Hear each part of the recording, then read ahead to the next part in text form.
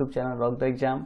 और आज हम लोग डिस्कस करेंगे क्लास 10th का ज्योग्राफी के चैप्टर से chapter number 1 that is resources and development के बारे में आज हम लोग पढ़ने वाले हैं। तो आइए बिना समय गंवाए पढ़ते हैं, इस चैप्टर को शुरू करते हैं। Everything in our environment which can be used to satisfy our needs provided it is technologically accessible, economically feasible, culturally acceptable, termed as a resource। जो भी चीज़, एवरीथिंग, हर चीज़ जो हमारे इन्वायरमेंट में है जिसको हम यूज करते हैं अपने नीड्स को सेटिस्फाई करने के लिए, उसको हम रिसोर्स बोलेंगे। जिन चीज़ों का यूज हम लोग अपने नीड्स को सेटिस्फाई करने के लिए करते हैं वो सारी चीज़ें रिसोर्स है। Provided it is technologically accessible, economically feasible and culturally acceptable. इन तीन अजीब जो टर्म्स हैं इनका मतलब क्या होता है आइए समझते हैं।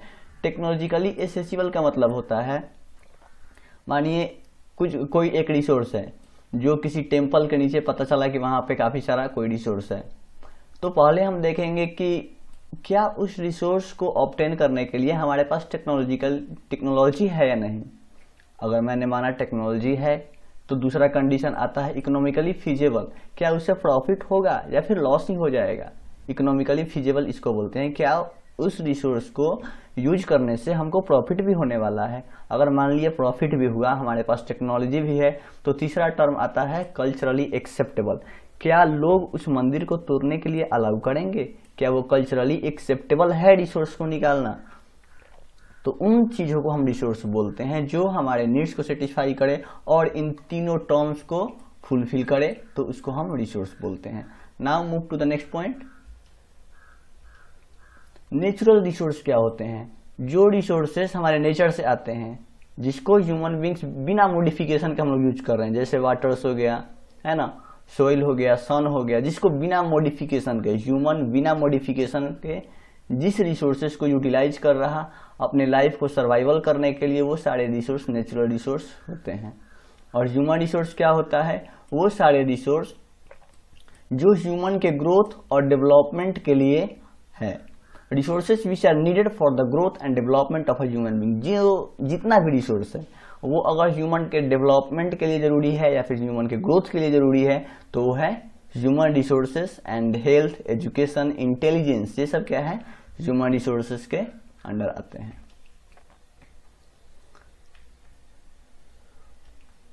ह्यूमन मेड रिसोर्स क्या होते हैं? ह्यूमन मेड रिसोर्स नाम से नहीं समझ में आ रहा है कि ह्यूमन मेड रिसोर्स का मतलब जो ह्यूमन बनाया होगा रिसोर्स, है ना। तो आइए देखते हैं, जो रिसोर्स ह्यूमन प्रोवाइड करता है अपने बेटर लाइफ के लिए, लग्जरियस लाइफ के लिए, उसको ह्यूमन रिसोर्स बोलते हैं, ह्यूमन मेड रिसोर्स बोलते हैं। जैसे डैम कौन बनाता है? ह्यूमंस। ब्रिज, रोड, रेलवे, ये सब कौन बनाता है? ह्यूमंस। किस लिए? तो अपने लाइफ के लिए, अपने बेटर लाइफ के लिए, अपने लग्जरियस लाइफ के लिए ये सारे चीजें ह्यूमंस बनाता है। तो ये इन सारे चीजों को हम ह्यूमन मेड रिसोर्स बोलेंगे। Human beings interact with nature. Human beings अपने एक्टिविटीज के थ्रू नेचर के साथ इंटरैक्ट करता है और ह्यूमन बींग्स खुद भी एक इसेंशियल कंपोनेंट है रिसोर्स का। अगर ह्यूमन बींग्स नहीं रहे तो वो इन्वायरमेंट के साथ इंटरैक्ट करके, नेचर के साथ इंटरैक्ट करके रिसोर्स कौन लाएगा? तो ह्यूमन बींग्स भी इसेंशियल कंपोनेंट है रिसोर्स का।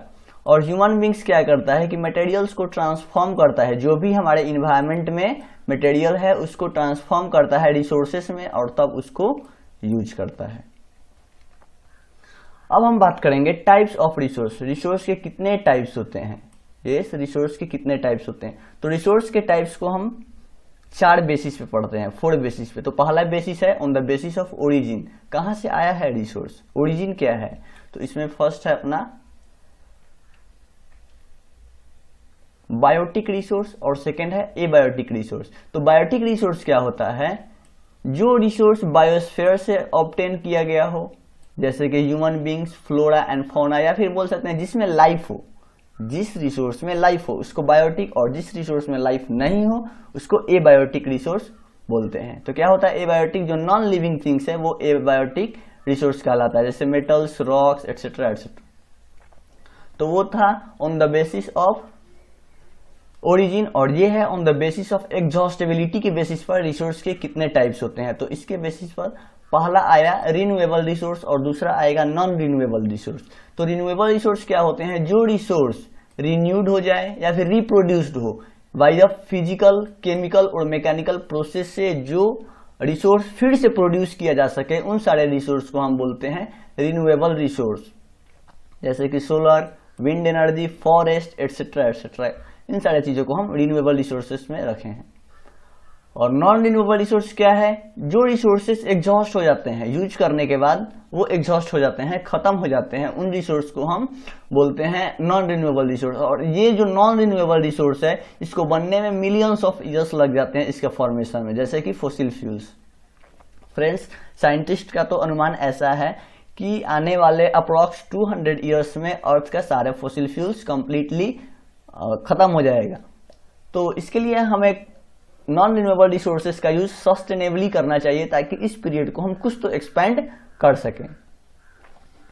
अब देखते हैं on the basis of ownership. Ownership के बेसिस पे रिसोर्सेज के 4 टाइप्स होते हैं। पहला, इंडिविजुअल रिसोर्स। इंडिविजुअल रिसोर्स क्या होता है? कोई जो इंडिविजुअल जिसको ओन करता हो, है ना, जैसे कि जो रिसोर्स कोई एक प्राइवेट ओन करता है, कोई एक प्राइवेटली ओन करता है इंडिविजुअल, जैसे किसी के पास कार है, किसी के पास मोटर बाइक है, किसी के पास अपना खेत है, तो वो सब इंडिविजुअल रिसोर्स है, उसका अपना पर्सनली है वो। दूसरा आता है कम्युनिटी ओन रिसोर्स, जिसको पूरा कम्युनिटी ओन करता है, जो पूरे कम्युनिटी के मेंबर्स के लिए जो रिसोर्स बना है उसको कम्युनिटी ओन रिसोर्स बोलते हैं। जैसे कि आपके आसपास जो पार्क्स है, कैनाल्स है, पॉन्ड, तालाब है, इन सारे चीजों को हम कम्युनिटी ओन रिसोर्स बोलते हैं। तीसरा आता है इसका नेशनल रिसोर्स। तो नेशनल रिसोर्स भी एकदम इजी है कि जो नेशनल बाउंड्री के अंदर है, वो सारा चीज नेशनल रिसोर्स कहलाएगा। और किसी भी कंट्री का जो बाउंड्री है वो कोस्ट लाइन है, यानी कोस्टल एरियाज है, तो उसमें 12 नॉटिकल माइल्स तक नेशनल रिसोर्स कहलाता है, यानी कि 19.2 किलोमीटर्स तक का जो रिसोर्स होगा वो उस कंट्री से बिलोंग करेगा। और इसके एग्जांपल्स हो सकते हैं फॉरेस्ट, वाइल्ड लाइफ एटसेट्रा। और हम बोल सकते हैं कि इसके पहले हम जो 2 रिसोर्स पढ़े हैं, community own resource and individual वाला जो रिसोर्स था वो, ये दोनों भी नेशनल रिसोर्स के ही तो पार्ट हुए हैं, क्योंकि वो भी तो नेशनल बाउंड्री के अंदर ही आते हैं। इंटरनेशनल रिसोर्स के बारे में देखते हैं। The oceanic resource beyond 200 nautical miles of the exclusive economic zone belong to open ocean and no individual country can utilise this without the occurrence of international institution.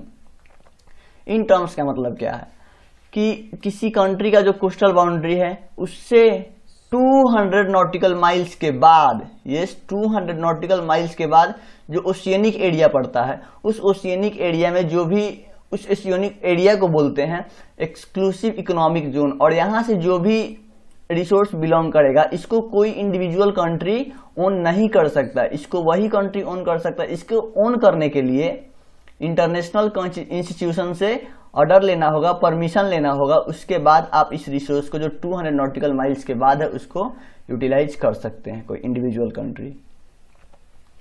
On the basis of status of development, development के status पर resources के कितने types हैं आइए discuss करते हैं। पहला आया potential resource.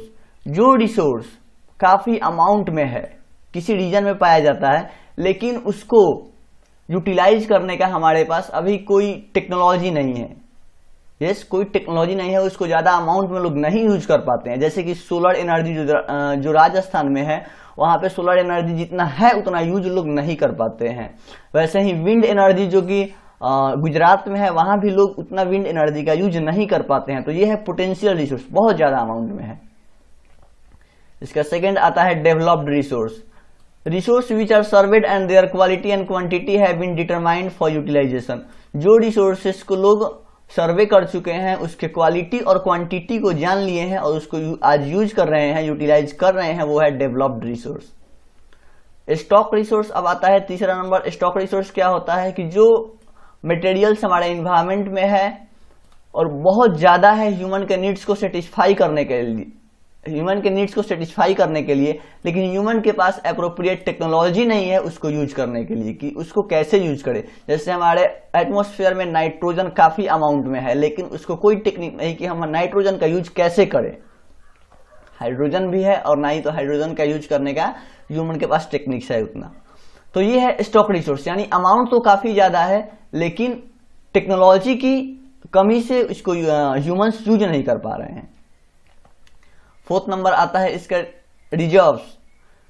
Which cannot be put into use with the help of existing technology, यानी कि हमारे पास टेक्नोलॉजी भी है, इसके बारे में पता भी लगा लिया गया है, लेकिन इसको आज भी यूज नहीं किया जा रहा है, इसको रिजर्व किया जा रहा है आने वाले फ्यूचर जनरेशन के लिए। बोले तो विल्ड लाइफ, फॉरेस्ट एटसेट्रा, इन सारे चीजों को हम रिजर्व रिसोर्स के अंडर रखते हैं। तो ये था हमारा पार्ट 1। इसके बाद हम डिस्कस करेंगे फिर इसके आगे का जो इसके बारे में पढ़ना होगा। And thank you for watching my video. See you again, bye bye.